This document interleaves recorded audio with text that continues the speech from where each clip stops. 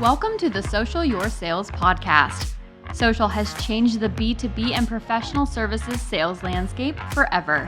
We are here to help you navigate what you need to know and how to execute these new strategies. Whether you are a sales leader, individual producer, or a member of the C-suite looking for answers, this is the podcast for you. Now here are your hosts, Brandon and Eric. Hi, everybody. Welcome to the Social Your Sales podcast. I'm Eric Holdo. Brandon Lee is still out on the injured reserve list here, but he'll be back shortly. He's doing great, so don't worry about him. Today, I've got a podcast with a gentleman named Matt Halloran. And Matt Halloran is he's an expert at podcasts. I mean, he's done over 35,000 podcasts, presents about 100 a month for different companies, a lot of it around the financial advisor marketplace. But it's so much more than just creating podcasts. It's the advertising, it's the social messaging, even the SEO. Did you know that there's SEO involved with a podcast? Really? So there's a lot I learned from this show. I hope you'll stick with me for the next 30 minutes or so and listen up to Matt Halloran.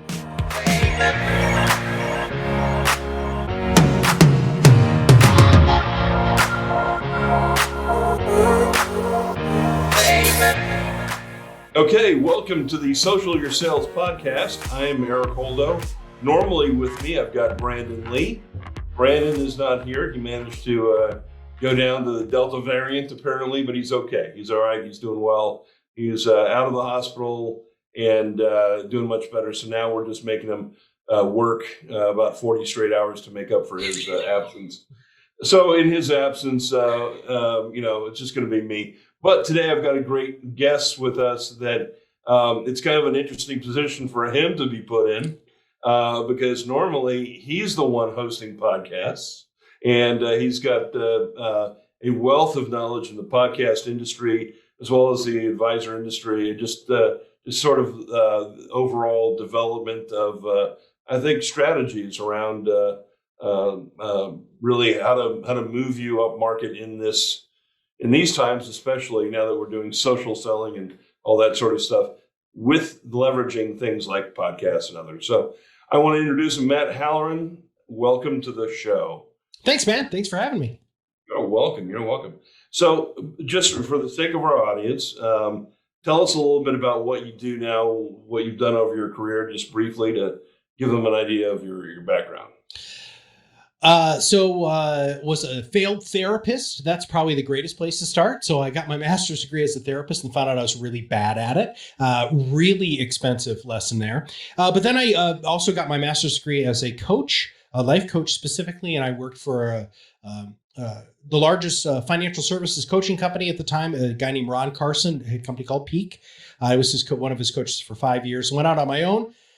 But I've been behind the microphone since I was 13. So I had a show called the Madman Matt Halloran Show in high school, where I played heavy metal music on a whopping 100-watt radio station, wow. Which, as you know, Eric, that means it probably reached about the parking lot. Yeah, melting years. That point.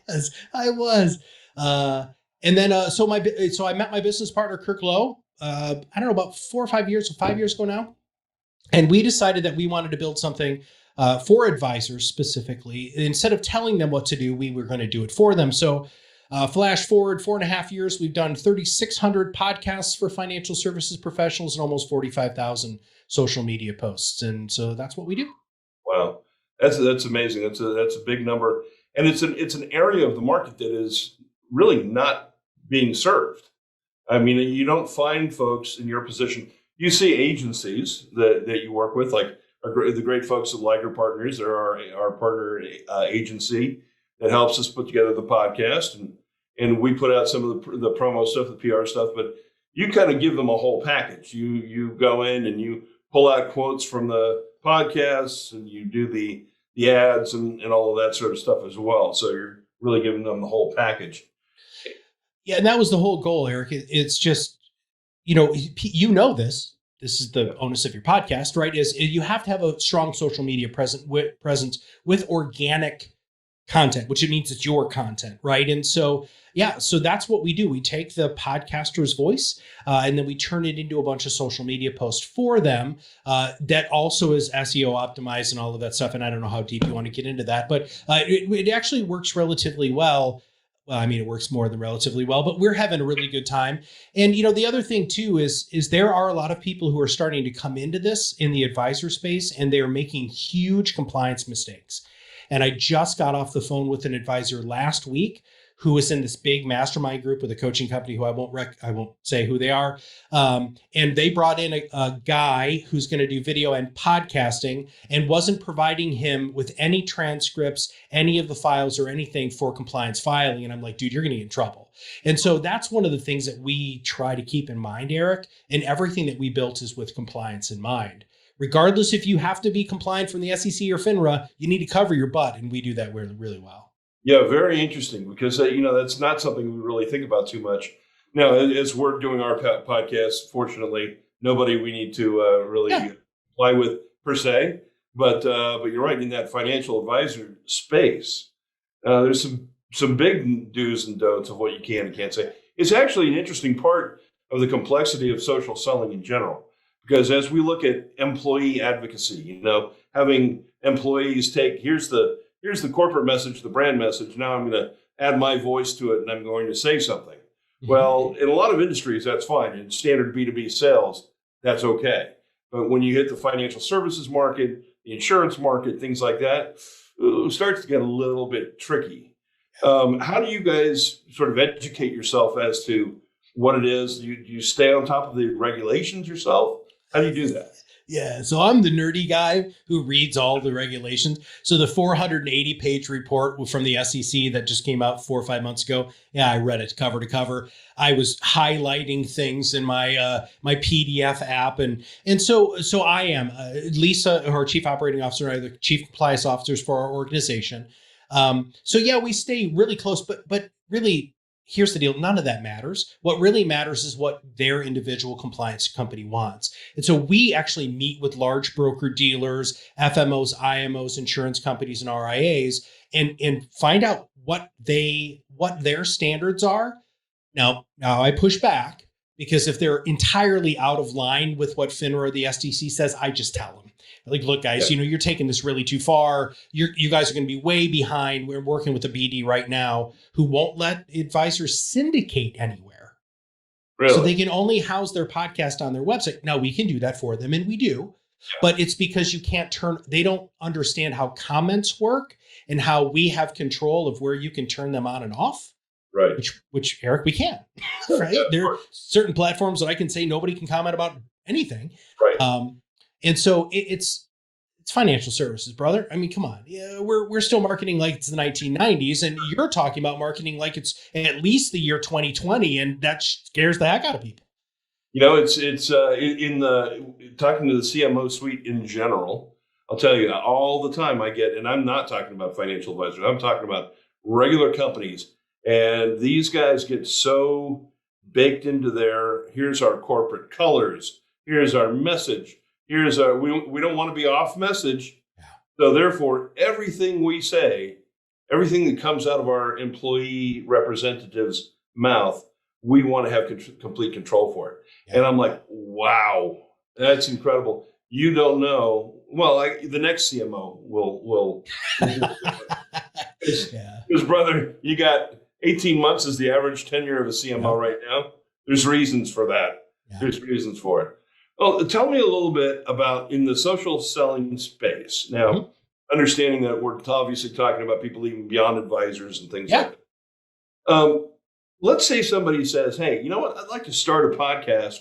But right now, as I go through LinkedIn, right, every other person now is posting a video of them sitting in their car or, wait for it, the guy walking through his neighborhood. Oh, yeah. Because one or two guys did that early on and they did a really good job of it. But now everyone's like walking through their neighborhood. I'm like, really? I don't necessarily care, but B, you're trying to just copy everyone else's sort of shtick. Yeah. So how do you decide, hey, do I put together a podcast and how do I make it meaningful? What do I not do? And specifically, what do I not do about it just being me? Well, man, you just asked a huge question, dude. All right, so let me see how I can break this down. So the first thing I want to address your people with the camera. There is a little bit more leeway for you to do video poorly. All right, there is. It's the raw video and people like it because it's real. But if you're a business and if you're a professional and you're an expert, man, step it up a notch. Show that you're going to have some production quality. For instance, buy one of those selfie sticks. I mean, it's like $29, right? I can make a huge difference. Anyway, so that, and I think people think that video is the key, and video is a solution. It is not the key, because video is not portable. You cannot watch videos while you're running, while you're exercising, while you're cooking, while you're driving down the road. That's why we settled on podcasting, Eric. So no matter what you do for a living, and I know you have a very broad audience here. Now we work and we specialize in working with highly regulated industries, but we work with really anybody who wants to start a podcast. So here's the key. If you like talking for a living, do a podcast. Right? But here's the key. You guys nail this, which is it can't be a solo cast. Right. Okay. I can't stress that enough. Unless you are a professionally trained performer, stand-up comedian, improv artist, or actor, you're not going to keep people's attention for 30 minutes. Exactly. Yep. And really, it should be like you're the fly on the wall listening to people talk, right? I mean, that's the goal, is you're having a discussion with important, topical, timely information, two people that hopefully know what they're talking about, or at least one that does, and one that knows how to answer the question or ask the questions right. and you get to listen in on that discussion. That to me is a good podcast, or at least the beginning of makings of that. Research plays out there, brother. That's the thing. Right? That's what we know. Multiple voices and contrasting voices keeps people's attention so much clearer than just a monologue. And in fact, even some of the solo casts that are really big, like This American Life, and, a couple of those other ones out there, even Hardcore History brings in other voices to break things up. Because if not, come on, anybody who's ever in a class with a snoozy professor or even a teacher, you don't want that for your podcast. Yeah, exactly. Interesting you say that. I mean, so I think of let's say in the again, I'm going to go back to LinkedIn for a second here, but in the LinkedIn world, where you've got people that are putting out their message in their voice all the time, and it's here's what I do, here's what I do, here's what I do, here's what I do, not curating any outside content in, not bringing in reports or studies done by others that would be of interest. They're not building a relationship. They're not building a personal brand at that point, right?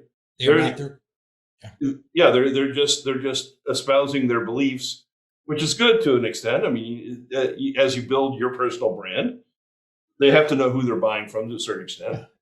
Then you've got to bring in additional information. So whether it's in a podcast and you've got guests, or whether it's you're curating content and you're using your FunnelAmplified social media platform to create, outside third-party content to bring into your feed, it's the same sort of thing. It is. You just illustrated something perfectly there, Eric. And so I want everybody to understand how masterful he just did this, because in a conversation style podcast, he was still able to seamlessly deposit his thought leadership and his personality in a very small quip while still engaging me as the guest. That's really powerful. Now, we teach that, Eric. So we don't just think everybody's going to be able to figure this stuff on our own. We've got 9 podcast growth tactics and an entire university to help people be good behind the microphone, because that's the kicker. This is all you have for those of you who can't see. I'm pointing at my ears. And it has to be high audio quality, has to be produced, it has to be edited, it has to sound great, because I don't have the visual stimulus to distract me from sneezes, coughs, background noise, and all of that stuff. Now, and by the way, you just did it as well. Well, yeah, this is what I do for a living, my friend. So thank you for noticing. I really appreciate that. But I want to go back to another part of your question, which is, we say your first 3 podcasts need to be all about you. Who are you, and tell me your story. That's podcast number 1. So those of you who want to start a podcast, I'm going to tell you what your first 3 episodes are right here. Number 1, who are you, and tell me your story. The second one is, what in God's name do you do? Right? And I mean, I want you to actually explain it, not this, no jargony crap. You need to actually say. And then the third one is, what is the client experience like? Now, here's the thing. Those first 3 podcasts are part of the top of the funnel. So let's look at what Eric's team and everybody who it works in the FunnelAmplified system, right? So you want to have a funnel, right? We're talking about a funnel here, right? Top of the funnel. Do you have any idea how easy it is for me to have people self-select to get to the second thing? If they don't, 1, listen to the first 3 podcasts. And secondly, if they do listen to the first 3 podcasts, they already know who the heck I am. They know what I do and they know who I do it for. And then when they get to talking to you or buying your product, they're in. They're sold. I sold them at their convenience, and I'm not talking at them doing all of those old, what can I do to get you in this car today, sales techniques. Right. Which, by the way, I love, just as a side note, you've seen these commercials for, I think, Carvana or Zoom or one of these where you've got Rob Corddry, that's the sales manager, and he's talking, how can these people possibly do this without us, without the cheesy sales guy? It's exactly, that's the same thing. We don't want the cheesy sales pitch. No. We want to know that humanized understanding of who you are, right? What am I going to expect when I engage in a business relationship with you? Who am I going to get at the other end of the phone? Am I going to get someone on the other end of the phone? Yeah. Or is this the last time I'm going to hear from you is when you're trying to sell me when I sign up for it? So really good points though, and it really does transfer across the board there. And I'm actually I'm glad to hear that, because it's really something I hadn't even thought of. So I appreciate your expertise and your thought process in that. Social Your Sales will be right back.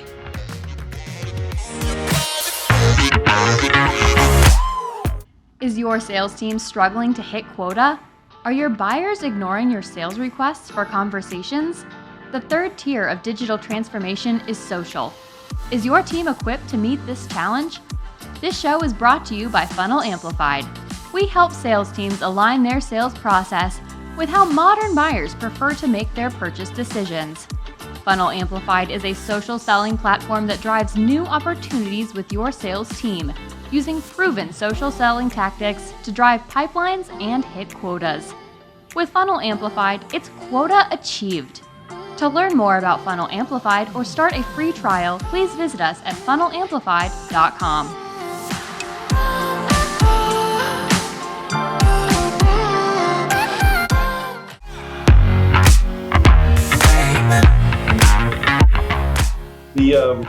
So if in terms of creating a podcast itself, what's the right cadence for somebody? I mean, because if you do it once, that's great, but it's not going to do anything, right? You're not going to move a needle.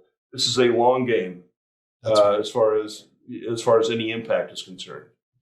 Well, all good marketing is a long game, right, brother? I mean, that's what we want. We want to be building relationships with people over time, and we call it turning skeptics into fans, right? And so the more consistent you're posting socially with engaging content and talking with your ideal client and prospect instead of at them, which is what we've done in marketing for the last 150 years. So the cadence is very, very simple. It has to be consistent. Now, volume is an argument that all of us in the podcasting community have. Some people say that you can do one podcast a month. Some people say you have to do one a week. We settled on 2, and here's why. So 2 podcasts a month as a business owner is a good cadence. 2 podcasts, right? Because also if you have our social media treatment that, by the way, plugs in exactly to what you guys do, the whole idea here is then you're kind of ever present and omnipresent with a single point of contact. In fact, Gary Vaynerchuk talked a lot about this early on in his career. He's like, I want to do something once and turn it into 1 million pieces of content. Well, that was our business model, and that's what we did. Yeah. But the long game is what I really want to focus on here, because this is super powerful. You're not going to get anything for 6 months. Yep. Anything, 0. You just need to write that off, right? Hey, I'm putting content in the can. I'm building my library. Yep. But then the cool thing is really from that 6 to 9 month point, if you do what companies like us tell you to do, all of a sudden you start getting this engagement and your clients are coming in and saying, hey, Eric, dude, I just listened to that podcast. I didn't know you did that. I'd like to talk to you about that. So you're getting people to buy from you instead of you having to sell to them. But really the sweet spot is about a year in.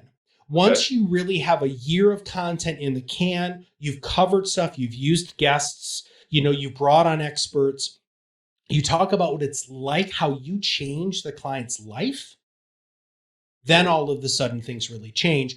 That's when things start turning. And that's where our clients end up starting to get real results, where they'll start making a lot more sales and getting better referrals from centers of influence. We have a whole COI technique that we use, bringing on your referral partners, mastermind groups, networking group people as guests to build a relationship with them too. Well, such a science behind it. More than just starting out with a microphone and a camera and some good talk track, I guess. Much more than that. And that's, as we strive to do better and better. I mean, heck, let me tell you just a little side note. My background in radio was, for 14 years, I was the executive chef of a radio show. And before that, I was a DJ for years and years, but executive chef of a radio show. Imagine cooking on air in front of a live audience. Now, there's one problem with that. It's radio. There is no smell-o-vision. There is no visual. Yeah. So we had to paint the picture of what we were doing and have enough comedy and have enough lightheartedness in there to make it interesting. And we had guests that were, Daniel Boulou and Joel Robuchon and biggest names in culinary that were on the show because they're like, this is a radio show? A radio show about cooking? And it would intrigue them, right? So they'd get on it. But it was a syndicated show. We had a great time with it. But part of the secret was to paint that picture and have it be something of interest that could sit on its own just on the eardrums, not a visual thing. And I think that's also where a lot of people get hung up. They'll do a video podcast, and they're thinking that the video is the important part. But ultimately, people are going to be engaging in these podcasts in audio only for the most part, right? Yeah. Is that the case? Well, yes. And again, it's the portability aspect of the podcast. There are people. So here's the crazy thing. YouTube is the third largest podcast player in the world, and nobody watches the video. They literally turn on YouTube, push play, and then go to different screens while they're listening to podcasts. And it's also the second largest search engine in the world. So you have to have your podcast there. So you're talking about the science of this, Eric. Dude, we've made so many mistakes. Early on, Kirk and I were failing forward left and right until we ended up connecting with a lot of really good people and really honing the science behind how to execute this successfully. You can do it. Here's the thing. Everybody who's listening, don't start recording until you have 12 ideas written down. Okay, so I just want you to follow me here real quick. 12 ideas. So that's your first 12 or actually gave you your first 3. So that'd be 15 podcasts. Who are you? What do you do? And really what the client experience is like. And then 12 ideas. You can do it with your freaking phone, man. Riverside.fm is an amazing app. Zencaster is an amazing app. There's all sorts of apps out there that you can do it on your phone with regular old Apple earbuds, which, by the way, have magical fairies in the microphone. I don't know how it works, but I know it's better than some of the microphones that some of us use, right? And just do it. Once you do it and you realize how freeing it is and here's the best part, it makes you practice. Right. You practice your talking points, what your clients are asking you in client meetings. What are the objections that you get from your prospects? Practice that on your podcast. And then all of a sudden, when it's game time, you're ready to go. And in front of a live person, you're going to have a better talk track because you've been practicing. Yeah, absolutely. That's a great point. Excellent point. Well, so so we've covered this as far as how to go about maybe creating your podcast and sort of what's important and getting it syndicated, I guess, is important, getting it on all the different platforms. Yes. Subscribers comes to mind. How what would be considered, I mean, I guess it's going to be based on person to person and what they do as to how many subscribers make it a success. But I mean, is that 6 months really before you start seeing subscribers take off, or what are your thoughts about subscription? Well, people they're so off on these numbers. And so I'm going to give everybody a quick reality check. If you have 3,900 downloads in a month, you're in the top 1% of podcasts. Really? That's amazing. If you have 100, you're in the top 50%. Really? So here's the kicker. We all want to be Joe Rogan. Well, in some aspects of our life, I'd love to be paid millions of dollars to be a podcast host and have millions of people listen, or Howard Stern or whoever, right? But here's the thing. If you have the right people listening, that's all that matters. That's all that matters, right? Now, there's a difference between subscribers, and there's a difference between downloads, and there's a difference between partial downloads. And I'm not going to dive into all of those things. But does it take a little while? Well, if you do it correctly, you actually want within your first 2 weeks to hit that 4,000 listener, because then you're going to be featured in iTunes, which is what everybody wants, right? And so if you do a great launch, we're onboarding a good friend of mine now who actually wrote the intro to my first book, and he's got a countdown on LinkedIn to his podcast launching every day. Okay, if you have not subscribed, and he's got a huge following. So this guy's going to get 10, 20,000 people listen to his first 2 weeks, and he's going to be in the top 10 podcasts probably of all of iTunes, because he's executing it at the level that we really want people to execute it. But here's the thing. It's ROI, and it's not return on investment. It's return on influence. How do you get your thought leadership out in a palatable way for people to understand who you are and what you do? And every time you put a podcast and you syndicate it and it's out into the world, that is worth something in itself. Do we want new clients? Absolutely. Just so you know, Eric, we've built our entire company off of our podcast. Really? So the 3,600 podcasts that we've produced, we're publishing at a run rate of a little over 100 a month now, right? It's all because of the show. And I don't ever sell. All we do is give good information and tell people that they need to start podcasting. If they want to use us, that's freaking awesome, dude. But if they don't, I don't care. Start your freaking podcast, get your voice out in the marketplace, and take control of the narrative.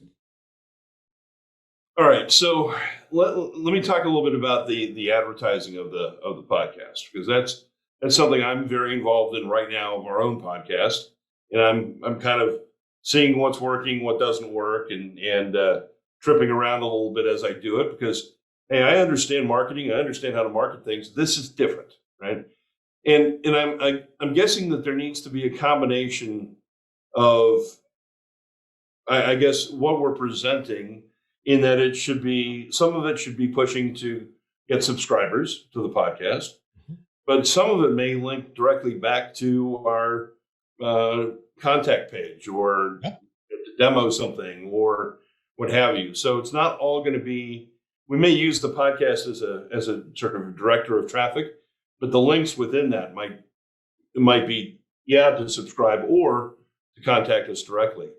And is that, should an ad that you put that you're making for your podcast, should it be one or the other, or can it be both, or both, man? I mean, backlinks are the key for SEO, right? So there's two things that a lot of people don't pay attention to in their ads or with their podcasts. Number one is making sure that there are backlinks. That also includes in the summary of the show, right? So for instance, when we publish this show, which we will on our podcast channel, all of your links will be there in the show notes. Okay, all of them. So I say during the show, hey, if you want to know more about working with Eric, please go ahead and just, look in the show notes. So there's number one. Number two, got to use hashtags. I don't know why more people don't get this, but that's how the internet indexes things, man. And so if you're I'll just use financial advice. You're a financial advisor. Your first hashtag should be financial advice. The second hashtag could be a personal branded one, Holdo Financial. Right. The third one would be, what is the category? 401ks, right? So I don't understand why people don't do that in ads, because, by the way, in most ads that you do, you can insert hashtags, which is going to help you be found by other people, not just who you're paying for. Does that answer your question? It does, but let me ask you the question, and this is about hashtags, because I get in these discussions with people where they say, well, exactly how is the hashtag working? Because I don't search by hashtags. I search for something. Yeah. You don't search by hashtags. You're absolutely correct. But in Google, you normally ask Google a question. Right. And so Google looks at the hashtags and specific organic, socially, like search engine optimized content. And that's how they start steering you. That's how their algorithms work. And it's not one of those Instagram ones. I just need to be clear. No 900 freaking hashtags. Right. And don't try to steal other people's crap. Don't do that. Make it 3 to 5 hashtags only. But you're not searching for hashtags. But if you go on Instagram, Facebook, LinkedIn, and you type into that search bar, first thing that LinkedIn looks for is hashtags. Got it. So that's where that search is. Because, it's funny because I've had people say, well, I've entered a hashtag in Google and I didn't really get what I was expecting. And I said, well, that's not how a hashtag works. Right. So it's just one other indexing mechanism within. So when I'm putting those ads out, but what about in the description of the podcast, by the way? I mean, if I'm on iTunes and I've got my description of that episode, put hashtags in there. So really? That's the summary, right? And yes, we absolutely put hashtags there. Now, the other thing that we do too is we have a whole SEO treatment to all of the show notes. So we know what the podcast is about because of the transcript, and we're pulling the most frequently used words in the actual podcast itself and putting those into the show notes for the show itself. Because again, if somebody says the word retirement 90 times in a podcast, you want to make sure that is going to be in the show notes. Or if you're selling dog washing equipment, the word puppy, dog, cleaning, whatever, that's how we do that. And the other thing that we do too, Eric, is we also do a little bit of research for our clients. And so if our clients are coming up dry on topics, we have a whole system on how to pull ideas out of their head to make sure that, one, they're still talking about stuff that they know about, and two, it's socially relevant. Because I don't know if you guys know this, you can type into Google right now. So let's say you're a window washer. You type in, what are the biggest things that are concerns for people who hire window washers? And there are companies that will tell you every single keyword, hashtag, question, problem, objection, and all of that stuff. That's what you need a podcast about. Let the internet do the work for you, man. Why overthink this stuff? That's a really great idea. That's a great idea. Look, Matt, we have actually run out of time. We are at our half hour, and I feel like I could talk to you for several hours more. So I really appreciate it. Give me what's the best way for people to get a hold of you if they just need more Matt Halloran? Sure. So LinkedIn. Please, everybody should follow me on LinkedIn. Matt Halloran. If you type my name in, I'm all the way at the top. So there's number one. And then 2, proudmouth.com, which I'm sure you will put in the show notes. So that's if you want to see examples of our work and find, listen to our podcast or what we do on social media, our website is actually pretty good. I'm not a huge fan of usually referring to our website, but we work really hard on it to make sure that it's actually valuable. So thanks for this, Eric. I appreciate it, brother. Fantastic. Thank you for being with us. Brandon missed out, but you know what? I don't think I could have gotten both of us in talking to you anyway. We would have just gone for an extra half hour or so. So I really appreciate it. Thanks. Maybe you'll come back again on the show. I'd really like to see that. Thanks, man. All right. Bye-bye. Thank you. Thank you for listening to the Social Your Sales podcast. If you enjoyed this show, please share it with your friends. Social is meant to be social, and sharing is a great way for us to meet you and get to know you. Click on share and tag us at FunnelAmplified, or just use #SocialYourSales.